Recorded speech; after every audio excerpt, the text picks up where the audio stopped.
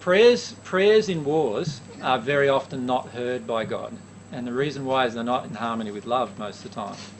So if you're praying, to have an opportunity to kill your brother, you remember that all of us are brothers. If you're praying for an opportunity to kill your brother, obviously God's not going to answer that prayer in a personal way. Obviously, your desire is probably at some point going to have an opportunity to be fulfilled because of the law of attraction. But people in wars have passed in very poor conditions generally, and they've had a lot of emotions to work through as a result of that, as have your father and grandfather. Obviously, the whole viewpoint of mankind today is very distorted when it comes to what God actually approves of and doesn't approve of. Your father and grandfather were both told that actually they were waging a righteous war. Once they got to the places where they were waging their war, they realised there was nothing righteous in it whatsoever.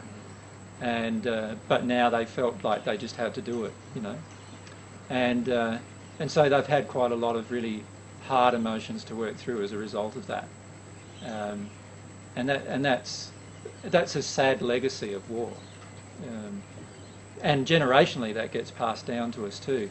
Many of you who have had parents who have been in a war will find that you also have some really strong emotions about, how disconnected these people, and particularly the men, when they came back from war, were towards you.